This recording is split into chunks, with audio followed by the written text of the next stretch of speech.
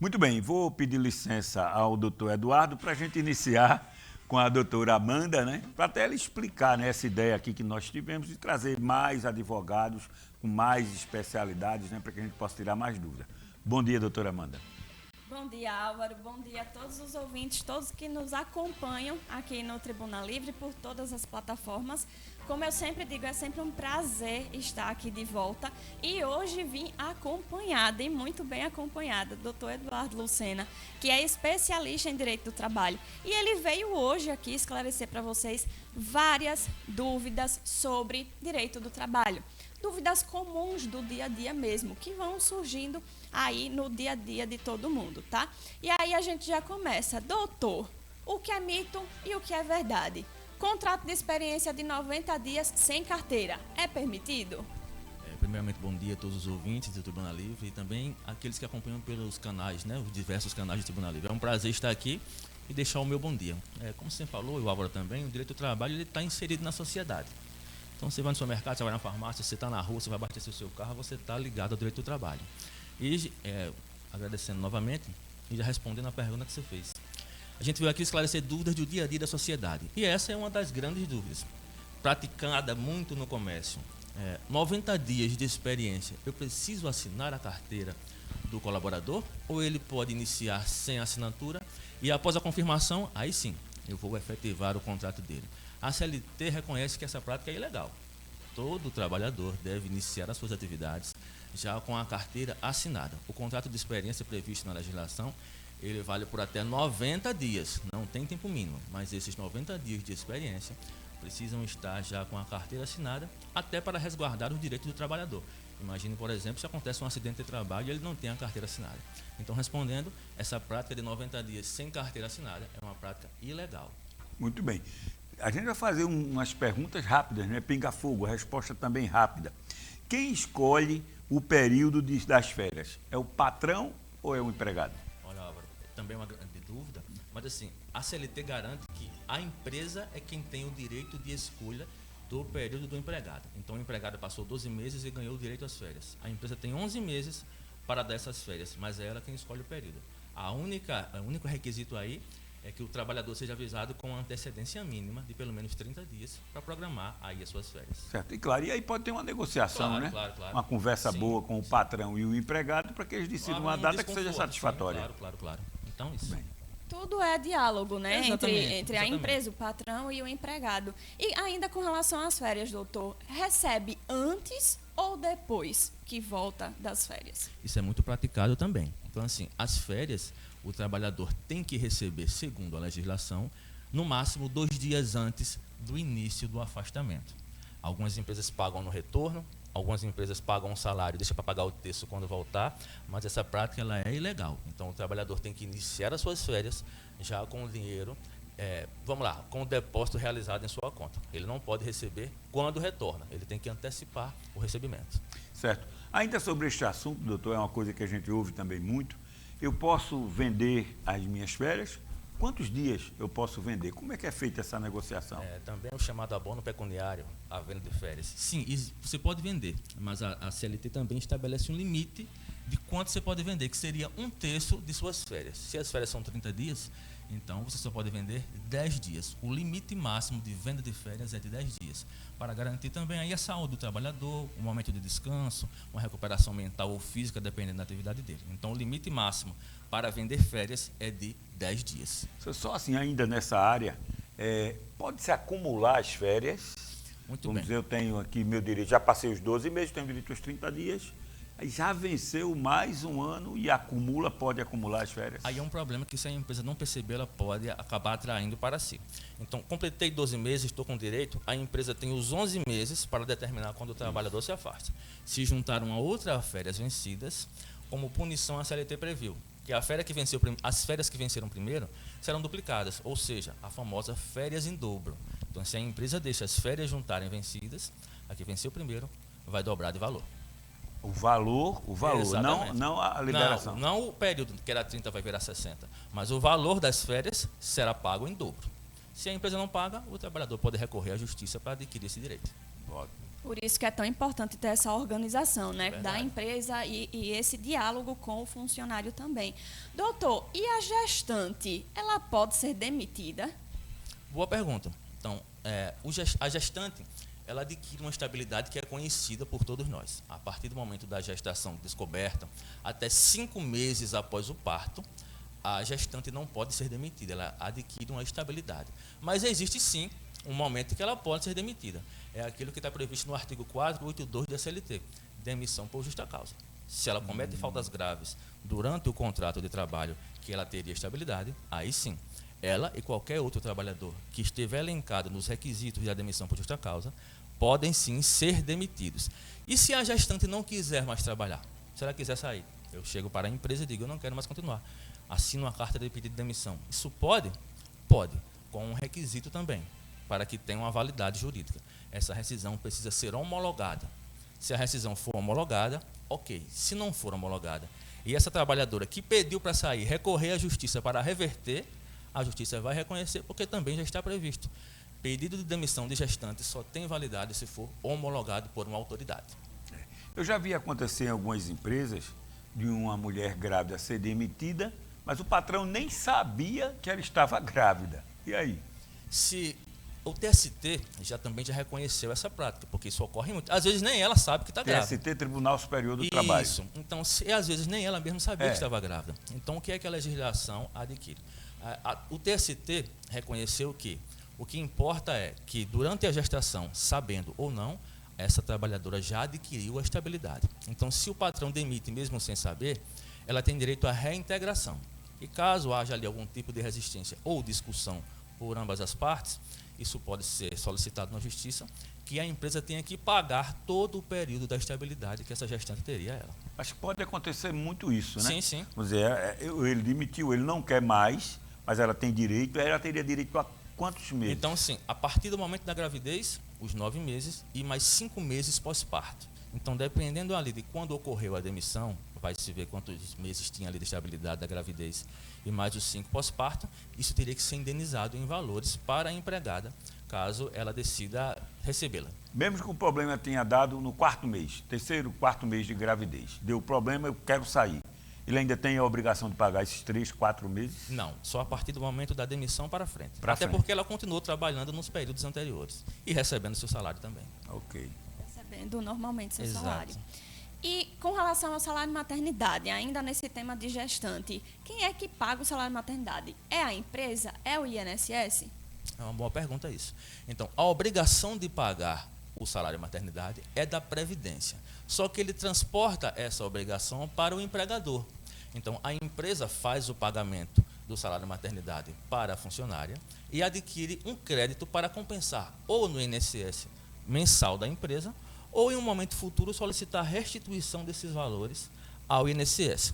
Mas quem faz o pagamento direto à funcionária é a empresa, que adquire o crédito com a Previdência Social. E quem faz esse requerimento, doutor, do salário de maternidade para a gestante funcionária? É a empresa ou é ela mesmo por conta própria? Muito bem. Na prática, no dia a dia, a gente vê o seguinte: algumas empresas solicitam o documento, a certidão de nascimento da criança e encaminham para o INSS. Mas quem tem a obrigação, de fato, de solicitar isso é aquela pessoa que adquiriu o direito, ou seja, a gestante que agora tem uma criança solicita ao INSS salário de maternidade e adquire seu afastamento. Porque a partir do momento que ela entrega a certidão na empresa, ela já iniciou o seu afastamento no período ali dos 4 meses de licença maternidade. Então, a gestante é quem deve solicitar esse benefício. Muito bem. O trabalhador alcoólatra, ele pode ser demitido por ser alcoólatra? É uma pergunta um pouquinho polêmica também. Porque é confuso se ele pode ou não ser demitido. O artigo 482 da CLT, que é aquele que já falamos aqui sobre demissão por justa causa, ele prevê em um dos requisitos que embriaguez habitual ou em serviço pode ocasionar a demissão por justa causa. Mas ele deixou claro lá, embriaguez habitual. Então, cheguei hoje, vou ser demitido por justa causa? Não, não é um hábito, eu apenas cheguei hoje.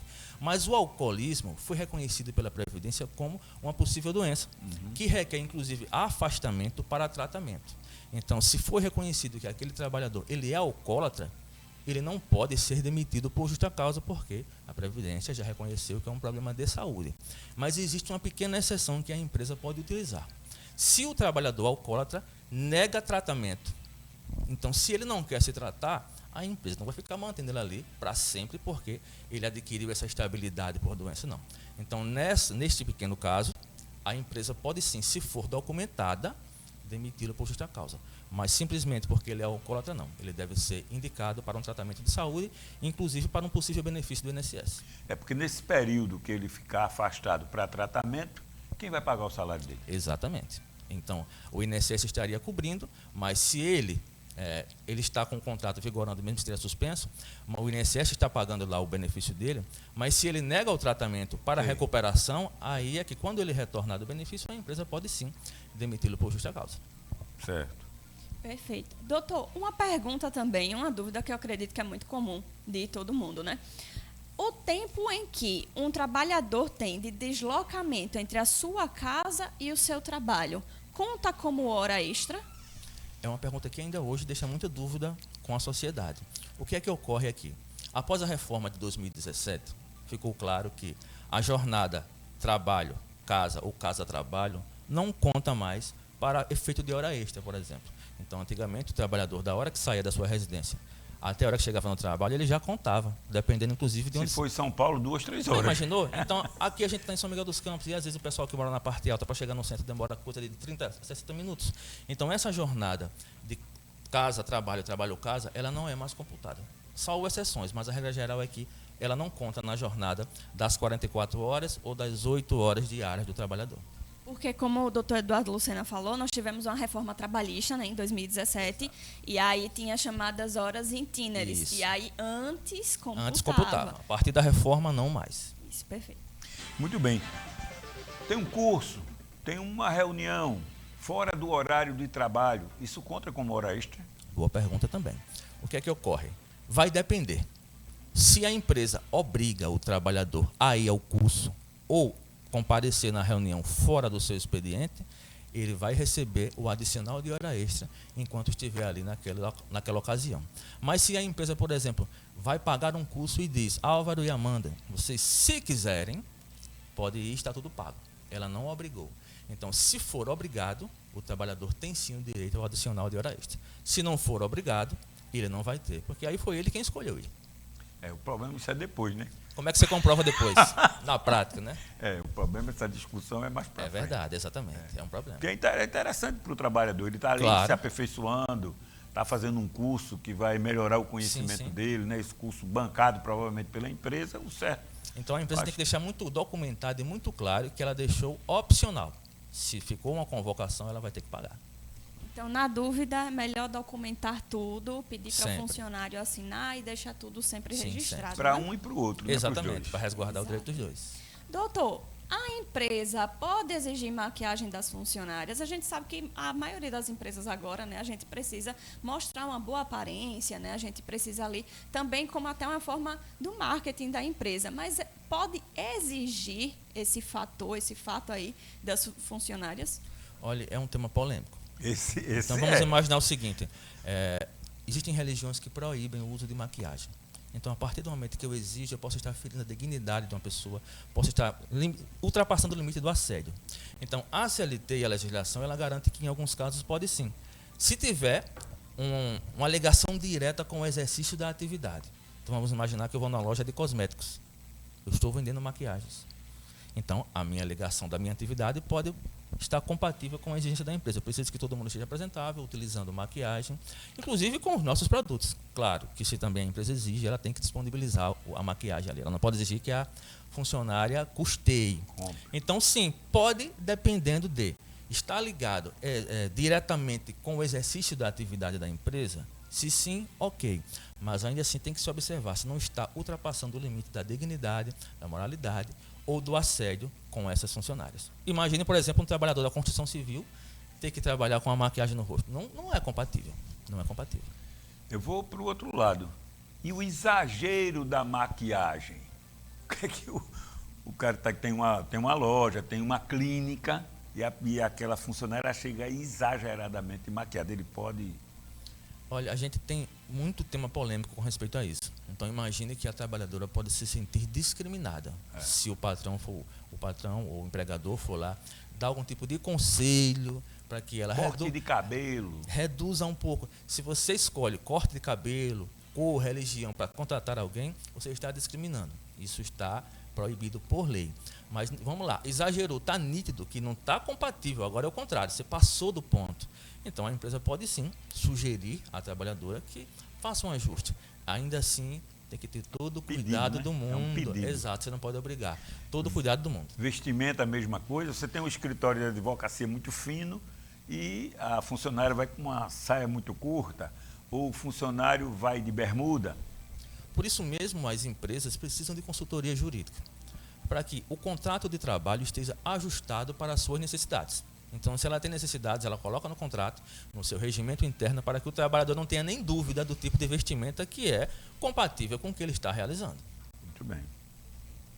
E se o funcionário falta, o que pode ser descontado dele? Falta injustificada e, no caso de falta justificada, também. Tem dois fatores aí. Se a falta é justificada, a empresa não pode nem descontar, né? Vai constar lá que o dia está pago. Mas se justifica como? Com um atestado? Por exemplo, um atestado. Vamos aproveitar. Tem prazo para entregar um atestado? A CLT não prevê prazo. Quem tem que discriminar aí é a empresa. Mas o filho adoeceu e eu não pude ir. Pronto. Então, se a empresa não estipulou um prazo, assim que puder, eu mando o atestado ou entrego pessoalmente. Então, é por isso que é bom, novamente, falando do tema anterior, que as empresas deixem isso claro, que existe um prazo, documento, façam um regimento interno para que o trabalhador siga. Respondendo à pergunta das faltas. O que é que o trabalhador perde? Primeiro, o desconto do dia. Faltou, não justificou, vai perder aquele dia. O DSR, o descanso semanal remunerado, que na maioria dos casos acontece no final de semana ou no dia da folga. Então ele não vai ter direito àquela folga remunerada, também vai perder. Tá? Então ele vai perder o dia da falta, o descanso remunerado e ainda pode ser descontado proporcionalmente do vale transporte. O dia que ele não foi trabalhar, ele não utilizou, mas recebeu. Então ele pode também receber este desconto. Realmente faz todo sentido, né? Se a pessoa não foi até o local do trabalho, não tem motivos para que aquele valor do vale transporte seja feito o pagamento. Vou pegar carona aí e o atraso. Atraso. Eu tenho que começar a trabalhar 8 horas, eu cheguei de 10. E faz isso outro tema também que existe um mito. Não sei quem criou, mas existe muito. O trabalhador tem 15 minutos de tolerância. Já cansei de ouvir isso. Isso não está previsto na CLT. O artigo 58 da CLT deixa claro o seguinte: o trabalhador tem direito a 10 minutos de atraso por dia. 5 na primeira entrada, 5 na segunda entrada. Então, vou pegar o exemplo que você deu. Se ele chegou 10 horas, era para chegar às 8, ele tem 2 horas de atraso. Então, a empresa vai ter o direito de descontar essas 2 horas, descontar no DSR, no descanso semanal remunerado, e proporcionalmente descontar em algumas outras situações que a empresa possa prever. Porque o final de semana estaria descontado, mesmo que ele... Final de semana não, a folga, mesmo que ele não tenha faltado o dia inteiro. Porque a CLT deixa claro que o cumprimento da carga horária semanal precisa ser completo. Caso contrário, ele perde o direito à folga remunerada. 1 minuto não é completo. Vou aproveitar também o banco de horas, como é que funciona? Funciona assim? Eu cheguei atrasado 2 horas, eu vou pagar isso, ver se largar de 6 ou de 5 horas da tarde, vou largar só de 7, 8. Compensou? Não, o caso do banco de horas já funciona diferente do que a gente acabou de falar. Primeiro, para que exista um banco de horas, a empresa precisa que ela e o trabalhador tenham acordado, principalmente que isso seja documentado, um contrato de compensação. Às vezes fica na boca ali, eu vou compensar suas horas. Isso não é um banco de horas. A maioria das vezes. O banco de horas tem que estar documentado e o trabalhador tem que ter assinado. Mas aí como é que funciona? Cheguei atrasado, posso compensar? Sim. A empresa tem 6 meses para que o trabalhador compense essa falta de horas. Ou também, se ele faz hora extra, a empresa não é obrigada a pagar no primeiro momento. Ela compensa em outro momento e, caso não pague, vai ser descontado ou vai também adicionar a hora extra.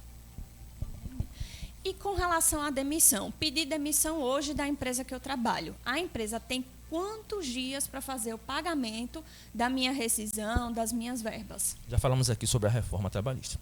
Então, antes da reforma, dependendo do tipo de demissão ou como foi feita a rescisão, o prazo poderia mudar. A partir da reforma, não. Artigo 477 da CLT. Se houve uma demissão hoje, a empresa tem 10 dias para realizar o pagamento, independente do tipo de demissão. Pedido, término de contrato, contrato de experiência, demissão com aviso, trabalhado ou indenizado, não importa. 10 dias é o prazo que a empresa tem para realizar o pagamento. Corridos ou úteis? Contado? Corridos. Tudo bem. Vamos lá para mais, né? Aqui a gente passa a manhã todinha assim, Claro. viu? Porque tem muita coisa, tem muita dúvida, né? O empregado é obrigado a cumprir o aviso prévio. E explica um pouquinho o que é o Claro, aviso prévio. o que é o aviso prévio? A empresa vai demitir um colaborador ou o colaborador quer sair da empresa. Então, a legislação diz que a empresa precisa avisar a ele com 30 dias de antecedência para que ele programe a sua vida. O trabalhador, se vai pedir para sair, também tem que avisar com 30 dias de antecedência para que a empresa programe a troca do trabalhador e vá ocupar a vaga daquele que não mais vai estar lá. Então, o trabalhador é obrigado a cumprir o aviso prévio? Ninguém é obrigado a nada, mas se você não for, vai haver consequências. Então, se a empresa vai lhe demitir e avisa hoje que daqui a 30 dias você será desligado, o contrato continua vigorando. Então, se você faltar, vai ocasionar o que a gente acabou de falar, vai descontar as faltas. Faltas injustificadas podem ocasionar impunições que podem culminar, inclusive, em justa causa. Então, você é obrigado? Sim, não. Se você não quiser ir, não vai, mas aguente as consequências. Então, o trabalhador precisa trabalhar o período do aviso. Da mesma forma, se ele pede para sair, ele precisa trabalhar. Se ele não trabalha, a empresa tem o direito de descontar todo o aviso na sua demissão, na sua rescisão, se ele não for trabalhar. Então, se ele não vai trabalhar e cumprir o aviso, ele vai receber punições, inclusive descontos por isso. Mas, inclusive, também é uma coisa que pode ser também pode ser conversado e ajustado. Agora, posso dar um aviso de 30 dias, o meu trabalhador não vai trabalhar, e daqui a 30 dias eu pago a ele, a CLT também já reconhece a justiça como fraude. O aviso, ou ele é trabalhado, ou ele é indenizado. Não existe outra modalidade. Eu demiti e vou pagar o aviso prévio. Exato, você vai receber as verbas. Não você não vê mais, a partir de hoje você está desligado. O cara não tem mais interesse. Também já ouvi o caso de empresas colocarem trabalhadores de aviso e dizer, Álvaro, não precisa mais ir na minha empresa. Daqui a 30 dias o seu aviso acaba, e aí quando terminarem esses 30 dias, após os 10 dias é que eu lhe pago. Isso não existe. Isso é ilegal. Isso é ilegal. E com relação até a assinar, muitos trabalhadores têm dúvida com relação a assinar a rescisão, porque falam muito assim, eu não concordei com o valor que vão me pagar da rescisão e eu não assinei. Faz diferença? Não faz? É obrigado a assinar? Como ocorre isso? Se a empresa tem 10 dias, o trabalhador se nega ou cria obstáculos para receber, justamente para que ele tenha direito àquilo que a empresa vai ser punida se não pagar nos 10 dias, que é uma multa, então, eu vou problematizar para ganhar a multa da empresa. Então, o que a empresa pode e deve fazer? Ela pode fazer um depósito judicial dentro do prazo dos 10 dias, ou se tiver a conta do trabalhador, ela faz uma transferência bancária. Hoje já existem súmulas que reconhecem que a assinatura em contra-cheque, folha de pagamento ou rescisão são dispensáveis se houver o comprovante de pagamento. Então, não é a assinatura que vai validar que ele recebeu, mas sim outros tipos de comprovação também. Então, mesmo que ele vá problematizar, a empresa tem métodos de pagar dentro desses 10 dias para que não ocasione a multa. Certo. Para a gente fechar, porque, como eu disse, senão passaria aqui a manhã toda, que tem muita coisa, né, para a gente tirar dúvida. E eu tenho certeza que está ajudando muitas pessoas que estão nos ouvindo, nos assistindo, tanto as pessoas que têm empresa como os funcionários, né? A empresa ela pode mudar o dia do pagamento, pode ser combinado o dia do pagamento. Eu vou pagar dia 5, eu pago você só dia 10, eu pago você no final do mês, primeiro dia útil, segundo dia útil. Eu vou usar agora uma frase que você citou muito aqui agora há pouco. Se houver combinação, neste caso, nem se houver combinação. CLT deixa claro, é até o 5º dia útil do mês subsequente trabalhado. Nós estamos em julho, quando acabar o mês de julho, o 5º dia útil de agosto deverá ser rigorosamente cumprido. Álvaro, então vamos acordar porque eu só recebo no dia 5, eu te pago no dia 10. Se eu e você acordarmos, ok, mas legalmente isso não tem validade. A CLT e a legislação atual não permite que o dia do pagamento do salário seja negociado. Sim, então eu não posso pagar do dia 10 ao dia 10. Do dia 20, eu vou pagar você dia 20. Então você começou no dia 20, completou os 30 dias no dia 20, eu vou lhe pagar no dia 20 ou até o dia 25. Não, isso a prática é ilegal. 5º dia útil sempre do mês trabalhado. Tem que zerar. Exatamente. Então eu vou pagar os 15 dias que você entrou e a partir de agora está contando. Eu vou pagar um mês completo. Então se eu trabalhei 10, 20, 15 dias num mês, eu vou receber o proporcional. No mês seguinte eu recebo o saldo do mês inteiro. Tá. E se a empresa não conseguiu pagar, a prefeitura não conseguiu pagar nessa data, passou 5, 10 dias, o trabalhador faz o quê? O trabalhador tem direito a uma multa por atraso, que pode ser calculada dependendo de quantos dias a empresa atrasou. Obviamente que na prática a gente não vai ver muito isso. As empresas não vão querer pagar uns juros ao trabalhador, mas se eles fazem essa solicitação em um processo judicial, isso pode ser sim reconhecido e a empresa ser condenada a ter que atualizar os dias que ela pagou com atraso. Muito bem. Doutor, eu queria que o senhor, se pudesse, divulgar suas redes sociais para que as pessoas que tiverem mais dúvidas possam entrar em contato e abrir aqui o espaço para você que está nos assistindo, você que está acompanhando o Tribuna Livre. Tem ainda mais alguma pergunta, ficou alguma dúvida? pode enviar aqui para o nosso WhatsApp, Tribuna Livre TV, ou para as próprias redes sociais, tanto do doutor Eduardo Lucena, como também da doutora Amanda, como a gente faz, né, todas as sextas-feiras. Muito bem. Então, assim, para você que quer ter acesso a conteúdos institucionais sobre esclarecimento de legislação, eu divulgo lá no Instagram, que é o Eduardo Lucena, .advogado. Então a gente está sempre postando conteúdo para que as pessoas também tirem essas dúvidas e tenham alguns esclarecimentos sobre a legislação trabalhista, que é o nosso foco. Então, repetindo, Eduardo Lucena, .advogado. Essa é a nossa rede social onde distribuímos lá o conteúdo jurídico focado na área trabalhista. Muito bem, doutora Amanda também, muita gente já conhece, mas é bom a senhora repetir também as suas redes sociais, doutora. Sempre estou lá pelo Instagram também, amandasueli.adv. amandasueli.adv. E aí vocês também acompanham o dia a dia da gente lá, né, no escritório, da mesma forma que nas redes sociais do Dr. Eduardo Lucena. E eu quero agradecer por ter participado do programa aqui com a gente. Vamos sempre trazer vários profissionais de excelência, assim como o Dr. Eduardo Lucena, para tirar diversas dúvidas de vocês das mais diversas áreas. E agradeço a participação e agradeço também, Álvaro, o espaço para que a gente possa aqui sempre trazer conteúdo informativo para vocês e tirar a maior quantidade de dúvidas possível. Muito bem, eu também queria deixar aqui o meu agradecimento. O Tribunal Livre, que já é um programa referência, não sei nem há quantos anos já está no mercado, só sei que não são poucos, eu também acompanho sempre. Então é um prazer estar aqui falando com a sociedade, esclarecendo dúvidas e também, como o próprio Álvaro já falou, se houverem algumas dúvidas sobre esse tema ou sobre outros, encaminha para o Tribunal Livre que a gente vai respondendo no decorrer do tempo. E Álvaro, muito obrigado mais uma vez. A gente aqui agradece, né, porque isso enriquece bastante o programa Tribuna Livre. E como eu disse, né, você que é advogado, que é especialista em alguma área, pode entrar em contato com a doutora Amanda e a gente combinar aqui uma outra sexta-feira ou um outro dia que você achar interessante e a gente trazer esse conhecimento para a sociedade. Então, agradeço mais uma vez a presença do doutor Eduardo Lucena e da doutora Amanda Sueli.